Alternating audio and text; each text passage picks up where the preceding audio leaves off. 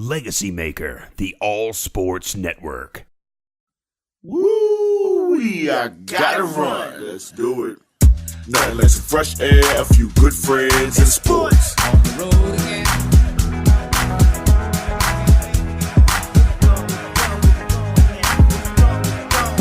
Yeah, so grab your bags, pack them in, close the trunk, tire spin. We'll be there, where and when. We're on the road again.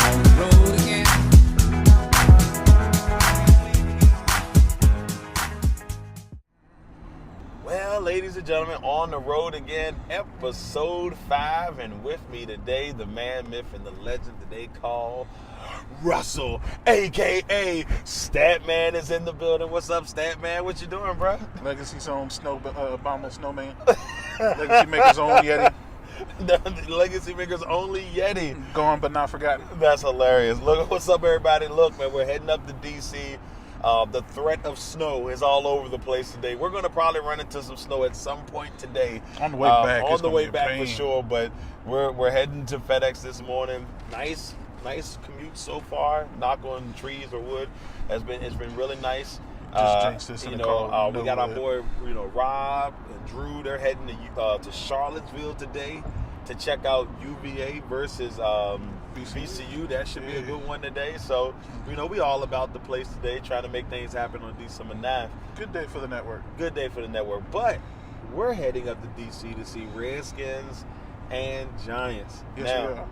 this is a very interesting game, but they're all interesting games. I like to say interesting because you never know what you're going to get.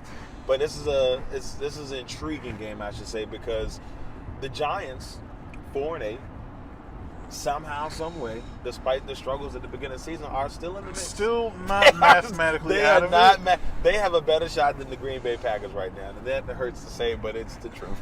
I mean, I'm surprised to say it, but it is what it is. And then on top of that, the Redskins somehow, some way, they're 6-6, and New butt fumbles and all. They're 6-6. They're still in the mix, and they right now are on the outside looking in for the playoffs.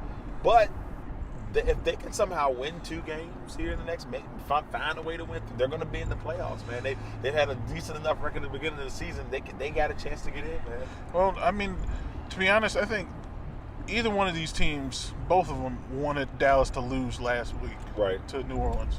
And I think everybody expected Dallas to lose to New Orleans last week. I don't think anyone expected Dallas to hold New Orleans to what was it, 10 points? Yeah. I don't think anyone expected them to do that. So I think that shocked everyone. Somehow the Giants still came away with a win, even though they played like they didn't want it a little bit at the end. Well, I thought it was funny because did you see some of the predictions people were saying for that Dallas and New Orleans game?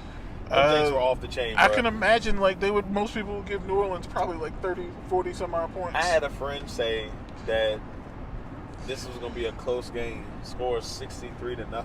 I was like, that's some petty stuff you're doing there, buddy. That would definitely make me quit online. Yeah, so I had a few guys. I had a guy at work, good friend of mine, 41-17. I said, look, let me tell you something. Dallas defense is solid. They're gonna compete. I think it's gonna be a close game, and I still thought the Saints were gonna win by 10, but Dallas defense is solid. But Drew Brees is Drew Brees. Drew Brees is Drew Brees. Arguably the greatest quarterback of all time. Thank you, Linda. But yeah, I mean, you're right, and you look at passing yards and everything, all the records that he's breaking. I think the only thing that's really missing from his arsenal is that MVP award. So. I mean, he's getting an MVP award. He's got a Super Bowl MVP award. That's the true. one that I would want more. That's right. If you get the Super Bowl MVP, that means you won the Super Bowl. And he's got the most important one. But I mean, if he gets the regular season MVP, that's going to just be the icing on the cake. I mean, it would be first ballot Hall of Famer. Even without that, he's a first ballot Hall of Famer. There's some kid out in Kansas City throwing 4 or 5 touchdowns every game. He is. He's got 40 touchdowns already. That don't make no sense, though. I mean, he's got 40 touchdowns already with 4 games to spare. I'll be honest. I wasn't sure. When the draft was coming around, I didn't exactly know who Patrick Mahomes was. Right. I'll be honest. I'm not even gonna lie to you. I thought he was a pretty good quarterback. I thought he had a hell of a good arm. Right. I did not see this many touchdowns in a rookie season in Kansas City. in the AFC West against those defenses. I had him at the beginning of the season. I had him as my breakout player. I said I thought he'd be the breakout player. He'd be a guy that can come in there and turn the franchise around a little bit, or get him in a good spot or make building blocks for the future. At least that's what I thought. Of course. I had no clue he was going to drop 40 touchdowns with 4 games to spare. And he's only, he's 16 touchdowns away from beating Peyton records. Peyton Manning was, 55? 55. It was either him or Tom that's got 55. Tom Brady got 50. I remember that Tom one. Brady got 50. And then I think it is from the year that they went to the Super Bowl and got blown out by Seattle. So they got 55 in that one. I want to say it was 52 that Tom Brady or Peyton Manning that threw. Peyton had. So he's up there. It's 50 plus, and I think Peyton's got that record. He's on pace to break that record by at least a good 2 or 3 touchdowns. So if he can get that, then that's magic. But like I said, it's been a very interesting year. And then you also look at I'll throw a guy in the MVP race that I think people have forgotten about, and that's Phillip Rivers. Phillip Rivers is having a really good year. He's at San Diego. I was about to do it again. I do it all the time. He's got the LA Chargers looking really good. And the one difference between this Chargers team and the Chargers teams for the last few years that should have been better than what their records show is that they're finishing games. They did not finish games, or they're making comeback runs like they did against Pittsburgh. That's been their whole rap, though. Right. They haven't been able to finish games since LT left. It's crazy. Finish a game already. It drives me nuts. But they were my AFC Championship game pick. I had them, and I had I forgot who else I had. I had them and the Patriots in the AFC Championship game. And the NFC Championship game, I had the Saints and the Vikings. The Saints are looking good, but the Vikings are not looking quite there yet. No. So I had that Minnesota Miracle thing going on here in that NFC Championship game. But nevertheless, a lot of good. I'm going to have to beat somebody up from Philadelphia. Or they must have been a Philly fan. They must have knew. They felt your vibe, Russ. We almost got cut off there. Again. And here goes another one. Scoot on over because these people are driving like nuts out here in this D.C. area. And The snow's not even here yet. Yeah. Now, let's talk a little bit about today's game. Okay. Today's game, very critical game. And we've seen, 2 different teams coming into this mix. The Redskins are struggling to try to finish the season. They're on their 3rd quarterback, Mr. Mark Sanchez. They're trying to figure out what their next move is going to be. We got some news before we started that Alex Smith, he may not start at the beginning of 2019. What's next for the Redskins team? What are your thought processes if you're the Redskins? To be honest, I hope to God that Alex Smith doesn't even think about football for at least a year. Like that's a bad thing that God bless him for even still trying to get back from that. Right. I know he still just had the surgery, but it's just a string of horrible events. The injury and then the infection from the surgery, and then still trying to recover from the second surgery after the infection. And they had to take the stuff out that they put in and clean it, and then put the stuff back in. Oh. It's. I mean, having surgery once, I can tell you, is nerve-wracking enough. And then the doctor saying, "Oops." Nah, bro, we got to go redo something. What you mean? It's almost like they're saying they left something in there. My bad. Oh man, it's like one of those old school cartoons where they leave the scalpel in there, and the guy stands up on 3 Stooges, and he can start hearing the scalpel. It's like South Park when they left the baked potato in for his heart. Oh man, yeah, I remember that. Oh boy, but it's like I hope he does nothing but focus on his recovery. I'm not a Redskins fan. Me, outside of being a reporter or anything like this, is not a Redskins fan in the slightest. But I hope and pray to God he has whatever kind of recovery he needs. Not even a speedy one, just quick enough for him. He's got we saw him at the draft day party. He's got a family. He's got kids. Yeah. He just needs to worry about himself right now. I wouldn't even think about the Redskins. Going into the games, you usually see Alex and you can see his family as they're walking in the building, and you can tell they're close knit. So I really do pray for his wife and his kids that he's going to be all right. He should be all right, but you just hate to see the things happen to him. But now, as the Redskins organization, and this is just my opinion, I'm drafting a quarterback with my first pick of the draft. If you're signing Josh Jackson, or Josh Johnson off the Streets. because he knows the system, and that's why you didn't get Colin Kaepernick. But that's another story for another day. If that's your reason for signing for him, then you're in trouble. You need help. You need help. You need lots of help. Space Jam style, baby. Look, and my thing is, if the Redskins somehow pull this off today, and I know that's not something she would like to see, but if the Redskins somehow pull this off today, I will be baffled. The Giants come into this game. I wouldn't be. I'll be honest. If the Redskins win, I would not be surprised. I mean, they won early in the year, but they were a little bit healthier. They won earlier in the year, and the Giants had their best two players on both sides of the ball. Yeah, and the Giants don't have either of their best players on both sides of the ball. They don't have Odell Beckham, and they don't have Landon Collins. I'm a little bit disappointed in both of them. That's for selfish reasons. But I got Odell Beckham in fantasy as myself. Well, I won a league, so it's I had him too, and I had to take him out. But I mean, like that one was a weird one. Just to see him pop up as not playing yesterday, that one it was a bit of a surprise. I'm not shocked at Landon Collins because, like, I remember watching the game last week, and he just kind of left the field holding his shoulder. Right. I don't even think the announcers on the game said anything about it. So I'm like, is anyone going to mention the fact that he just left the field? We just said the Pro Bowl safety walk off the field. Like all pro safety just left the field. Not looking too hot right now. I'll be honest though, he was not having a good game against Chicago. Like. You can even talk to. I remember seeing a tweet from Cody Stewart during the game. Like, he was getting blown up in pass coverage the whole time. Like, I love you so much, Landon Collins. You were the best player on our defense by far. And we almost traded you this year, which almost makes me sad as well. But he cannot cover in pass coverage. He is a run-stopping safety 100%. Well, you know what? He's just like, it's an Alabama brand of safety because Clinton Dix is the same way. He's like, if you look at Clinton Dix, he like he led the Packers. He was leading the Packers or getting close to the Packers in tackles. Yeah. He is a really good tackler. Like, he's like that last line of defense. Like, it seemed like he was always there to make the tackle, the game-saving tackle, or make some type of play. Landon Collins is like that too. He can be the deep safety in zone coverage, but you just can't afford to put him on man coverage on someone. Right. Because Tariq Cohen last week was tearing him up, and it was not fun to watch. Yeah, it makes me feel a little bit sad for him. But, like I said, they got to make sure that he's healthy. They got to make. All right, Linda, stop yelling at me and Russ. All right, shoot. We kind of know where we're going at this point. We know where we're going, Linda. Linda's just being very disrespectful. If you're wondering who Linda is my GPS. That's my best friend, Linda. Okay, she's got a British accent. She's pretty cool. She I alright. like her. She cool. She alright. She alright. But I look at it and I say to myself, they're still in really good.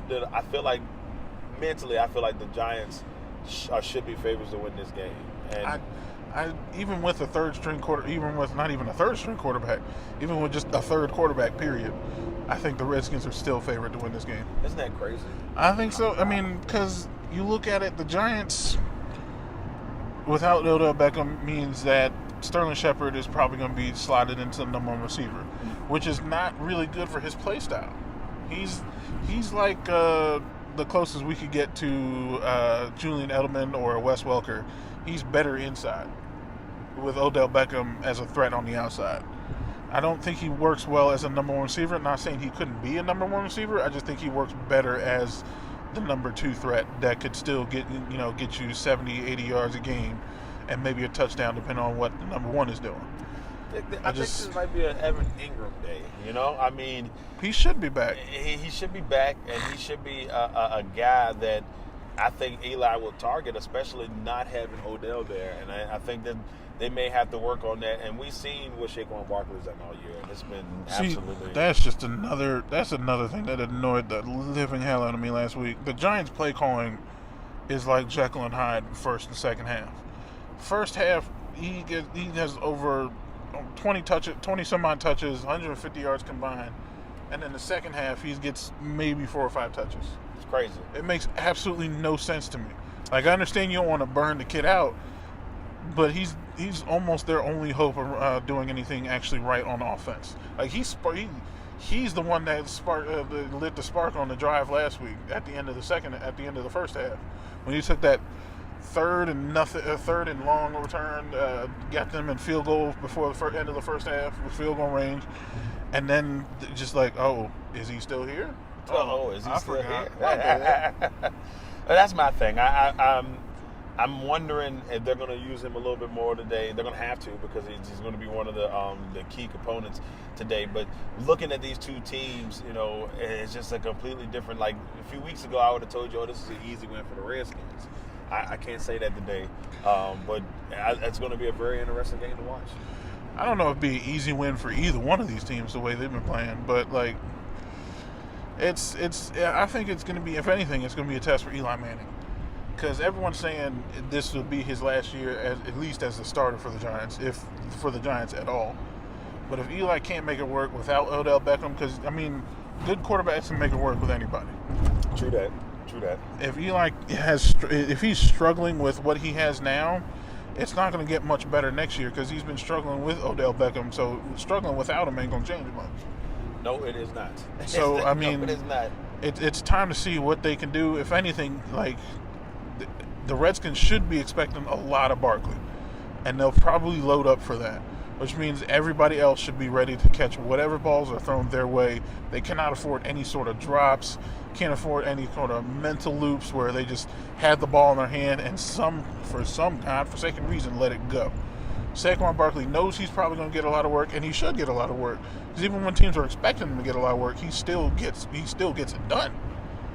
So, like, everyone should know what their purpose is in the game today. Everyone's got to be able to catch the balls, make the right blocks, and listen to the play calls, which I hope to God are the right ones today. Well, I will say that, you know, if they make the right play calls today, obviously I think they'll be able to, or they make the right decisions this time, and maybe use a little bit more Saquon. I think this Giants team will be. I think they'll get the W on that, and that's just my opinion. But the Redskins today, they're going to need to, I hate to do this to AP, but they're going to have to work him. I mean, you know, we had a stat we've talked about a few times here on the road. When AP gets over 100 yards, the Redskins win. He's going to have to get 200 today. He's going to have to get 200 today. I mean, they usually win the game. I think last week he got a little over 100, but you know that was a different story when we got Philadelphia. I don't think that's going to be too hard for him today, too. Like, Giants' run defense right now is well, he was the key in that first Giants game. It's been a little suspect the last couple games. AP was the key in that first Giants game, so you know. He still got it. Can't doubt him for sure. He still got it. Well, it's gonna be a good game today. I can't wait to see it. Yeah, it should be nice. Can't wait to get that food. Yeah.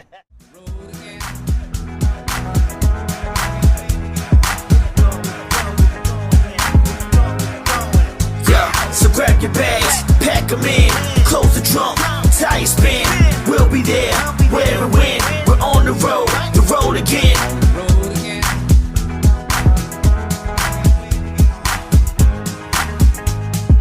Legacy, legacy, legacy, legacy, legacy. Roll with me, roll again.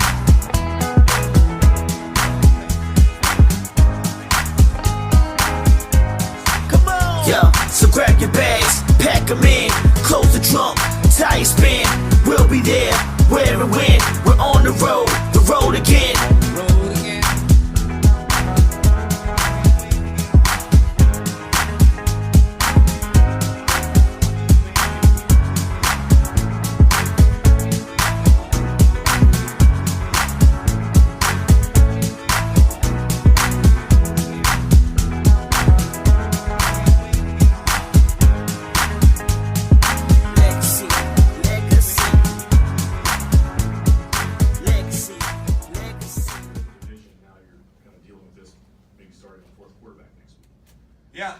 It's tough to deal with. You know,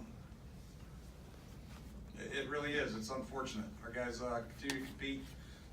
That product we put on the field today was not a reflection of the guys' work during the week and in practice. However, it did look bad, and it's a reflection of all of us. But I think our players competed and did the best they could. Mark Sanchez, Josh Johnson, you can't say enough about them coming in here in really short notice to try to learn an NFL offense, play on a Sunday with limited reps. So, they competed, did the best they could at the end of the day. We're quite ready. I don't know. I'll check it out. I think, we tried to run the ball early. We ran the ball at first down, second down we ran the ball. And we got stopped. The running game wasn't very productive for us. We weren't hitting any big plays. Through the pick six, the ball got batted at the line. So there's a couple different reasons why. Misread a couple of coverages maybe, missed a couple throws, protection issues. When you're talking about a quarterback who just got here, and you ask me why everything went wrong, there's a lot of different reasons. But we do understand how difficult it is for him to come in a short amount of time to play. Take two more questions. Nice to be able to kick your feet up in the fourth quarter. Yeah, that's it's good to good to get Kyle in there, get him some action, and sit back and get a little rest, and start getting ready for next week. What do you expect to get out of the rest of the season after a win like this? You're not technically out of the playoffs just yet, but even if you are, still, what would you expect to go forward in the rest of the season? Every game is going to be different. You don't expect to, next week to be, a game like this. So we just got to keep playing hard, play for each other, and rely on both sides of the ball to do their job, and go find ways to win. So this is a fun one to have it, but we got to get back to work, have a great week of preparation, kind of playing an unfamiliar Tennessee team that's playing good football, and just got to get ready to go out there and play well. What are your immediate thoughts on Tennessee and trying to stop Marcus Mariota and the game that Derrick Henry had on Thursday night? What are your first thoughts that come to mind when you think about that? I mean, he's a big back, and he's a guy that can scramble and make plays and extend plays, and but it's not too worried about it right now. We just finished playing Washington, so we're gonna enjoy this win, and we'll take a look at the film next week to see what type of team they are, and get ready for that. Gonna score again? I did. I was definitely trying. I got a few more blocks this week, but somebody got me from behind, and I wasn't able to get out there. So, but we'll see how it goes next week if I get a chance. Alec, you're at 5-8 on the season now, but you still got an opportunity to make a little run here. What are your thoughts on getting your teammates mentally prepared for this last stretch? I mean, it's just going out here and keep preparing like we've been doing, and just come out here each and every week, taking it one game at a time. We got 3 games left, I think, something like that, and we just have to play one on at a time. And next week versus Tennessee, they're playing good ball, and it'll be a challenge for us to play against them. So we're gonna put our heads down, enjoy this win, but get back to work next week, and hopefully have a good week of practice and go into the game feeling confident. I don't think it's been more relying on me. I think at the end of the day, it's football. And if you want to be a winning team, look at every good team in the NFL right now. They're all pretty much capable of running the ball. That's why we brought here. That's why we brought Nate here. That's why we brought Will here. That's why we aligned that offensive lineup that we have right now to be able to run the ball and pass with check and give you a lot of time. That's what we've been able to do these last couple of weeks is set the tone up front. And that's the message that Coach sends every single day is when you dominate up front, you're going to win the game. What is that long touchdown run and what happened? How it broke open? Yeah, so we kind of had a feel for what they were doing, and the coaches made a great call on that play. And first and foremost, our line, then rep penetration got movement. We were playing on their side of the ball the whole game, especially in that play. And then Shep came back and made an unbelievable block, created space for me. And as a running back, you want those one-on-ones. And the guy took a bad angle, and I was able to use my speed and find a way to get into it. Woo! I gotta run. Let's do it. Nothing less than fresh air, a few good friends, and sports. On the road again.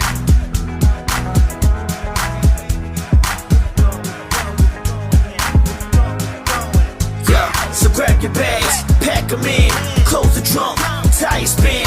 We'll be there, where and when.